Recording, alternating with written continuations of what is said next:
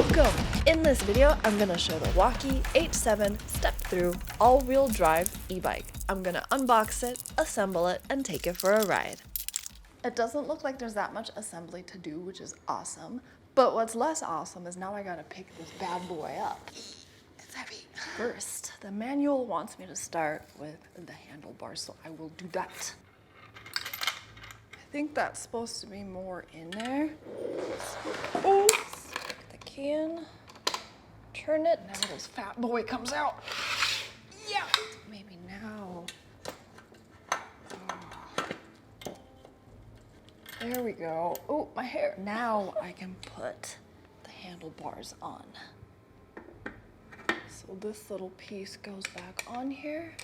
And then I screw in the screw. I'm probably gonna have to fix this later because I don't know yet if they're perfectly straight or not. This has to come out completely. Next, I gotta completely unscrew this. Take out that, but not that one. I have to do that on both sides. And again, I'm not gonna take out that one. I'm gonna come back down here and remove this little plastic thing. Do not hit the brakes once this is out. In the manual, it says to flip the bike over, but I just tried and I'm just not strong enough. My usual method did not work, so I got some help. The wheel only goes in a certain way, which makes it really hard to put in. I think I did it. Next is this part. It wasn't a little bag attached to this wheel, so that goes in there first. Next, this, and lastly, this. Once you've slapped your nuts on here, tighten them as tight as they can go. I made a boo-boo. So this is supposed to be up here, which means I gotta take the whole wheel off and flip it. So this wire has to be on top of this. Next, I've unscrewed this piece already. The cable goes right here, and then this screws on top of it. That's what it looks like over here.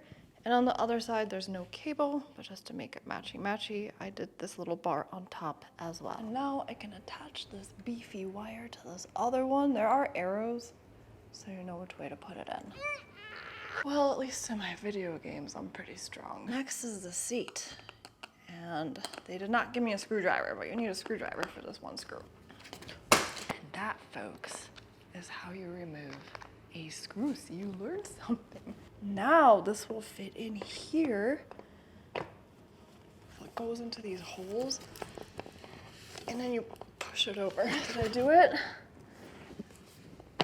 There we go. I'm gonna stick this battery back in here before I put the seat in.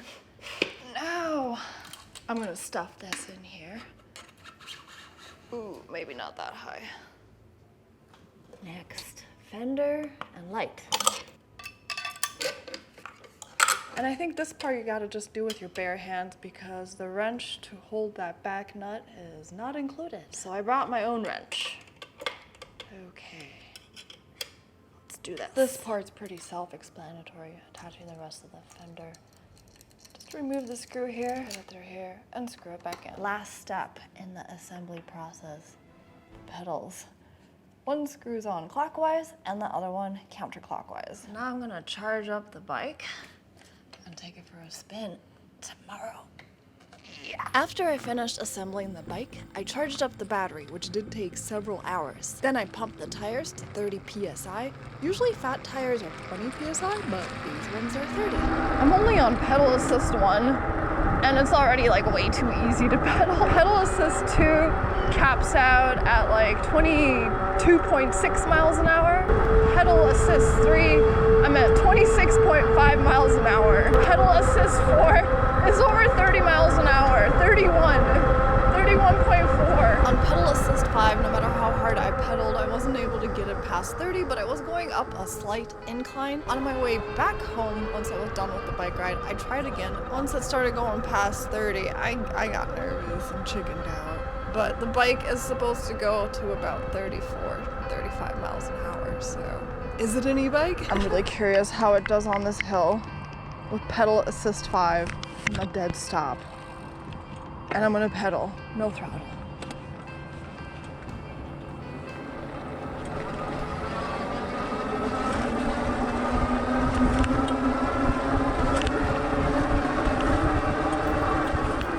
Same hill, other direction, throttle only, pedal assist 5.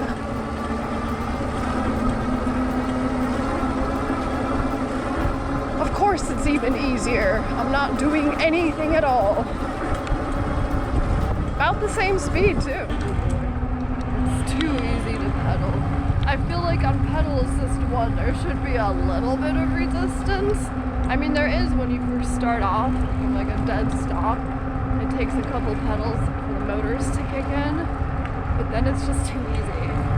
It's so easy. Everything you just saw, I was only using the rear motor. And I don't even think I realized it. So I want to do both motors. I'm going to hold down plus and minus. It's going to get me to this screen. Second one down is advanced settings. I'm going to click down on that and then click this button. That gets me into here. So if I scroll down using the minus button, I'm going to go all the way to motor mode. And there's several different options. So again, I'm going to click this button. So that gets me over here, and this is where I can use the plus and minus button to change it from front motor, front and rear motor. There's also auto mode and rear motor. I'm gonna do front and rear. So once I have that where I want it, I'm gonna click this button again, go down, back, go down, X. And now you can see on the picture both motors. And since I'm complaining about how easy it is to pedal, I'm gonna go into assist levels, and in here I'm gonna leave it 0 to 5. I think I can adjust how much assistance I'm gonna get on every single level. I don't remember if this was by default 1 to 5 or 0 to 5. I think it was 1 to 5, but whatever. So 1 I'm gonna put at a lot less assistance than what I had. I'm gonna do like 35%, and then I'm just gonna change 1 and 2 and leave the other one the way it is. I'm gonna put this one at 50%. Oh my goodness. That took off real quick with both motors activated. So I have it on the hardest gear to pedal on. It's still a breeze. Oh, it reverted back. There's a snake. Oh my goodness, there's a snake. He's chasing after a frog. Or a lizard. I'm gonna have to get in closer. I'm gonna put this on 20% and see if I notice a difference. I don't know. I don't feel like I'm really doing anything with those functions. It feels the same. Okay, I stopped just to double check. I'm still at 20% on pedal assist 1, so it kept it this time. Well, I definitely managed to change something in the settings, because now when I have it on pedal assist 2, it's harder to pedal, and that's kind of what I wanted. Not really, but just to demonstrate that the bike can do that. So I think what happened is 0 is now 1 and 1 is 2. So yeah, I think that's what's happening, because look, the only one I changed was the second one. So I think that's what's happening. The second level of pedal assist is now at 20%. I'm gonna fiddle around with these. So now I got the first one 10%, second one 20, third one 30%. Let's see how that changes my ride. Yup, that's what it is. So now I'm feeling a lot less assistance from the motor. Pedal assist 2. Feeling ever so slightly more.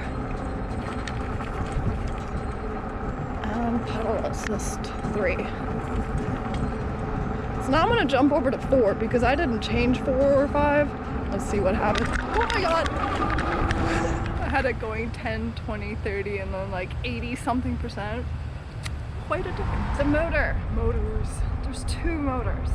So the rear one is the more powerful one. That one is 1,000 watts, 1,600 watt peak, and the front one is 750, 1,200 watt peak. It's fast. Top speed is about 34 to 35 miles an hour, but at the point I am filming this right now, I've only got it to 31, but I was only using 1 motor. I'm not gonna go over everything that you saw in that menu because there's a lot. But you can set a password, you can adjust the brightness. It says you can adjust the voltage too. I played around with that, I couldn't get it to do anything. Also, you can change the auto off. I think it's set by default for 5 minutes. You can change that. That's how long it takes before the bike automatically turns off. And there's a lot more in the advanced settings. So definitely the most advanced bike I've come across so far. They say the bike accommodates people 5'4" to 6'4". For reference, I'm 5'8". I don't know how well this would work for a shorter person at 5'4". It feels like a larger frame to me. It's roomy, and the seat is very adjustable. Max weight up to 400 pounds, so it can hold quite a load. That's according to the website, 400 pounds. According to the manual, it says 350 pounds, and that includes any cargo or if you have someone on the back seat. The battery is huge. It takes about 8 to 9 hours to charge the thing, and I don't even know what the range is on it. I couldn't find that anywhere, and no, I didn't completely drain the battery and test it. So if I do find out from the company, I'll pin that in the comments. It's got a Shimano 7-speed gear shift system, but I really don't use those on e-bikes. I just kind of leave it on one gear and that's it. Both brakes are double disc hydraulic brakes, and yes, they do work very good. And yes, I should have done a brake test and I completely forgot. And boy, do I love fat tires. These are 20 by 4 inches, and it makes the ride really stable, so you can roll over all kinds of surfaces. The bike does have Bluetooth technology. I had no issue connecting it to the Key-Disp app, but at some point it disconnected, even though my phone was always near me the whole ride. So I don't know, about mile 8.8 is when that happened. I'm not really an app person, so I don't care, but with the app you can turn the light on and off, adjust the pedal assist, and then kind of track your ride as well. Oh no, I did the whole video without realizing I had tape on this. That's so typical of me. If I had to complain about something, I want the back to have a little more suspension. The front is good, the back still feels a bit stiff. I feel like the back isn't bouncy enough for some off-roading. Let's do some off-roading. I am not doing this one-handed, and I don't have assistance today, so I'm just gonna... There we go. Not much for an off-road. More like my backyard. Well, we're coming up to my backyard. It's quite bumpy. This is my backyard. This is my hole. I'm just gonna do a little loopsie around my hole. My filthy, wet hole that comes in handy during hurricanes. I mean, yeah, the tires work great on this. Feels really stable. I need a little more bounce in the back. Alright, I made it home. I went 12.1 miles, and that only used 5% of the battery. It was fully charged when I left. If you're interested in this e-bike, check out my link down below in the video's description. And it's time. I gotta do it. It's cheesy outro time. Toodaloo-doo-doo. Or you can also just go to WallkeEbike.com.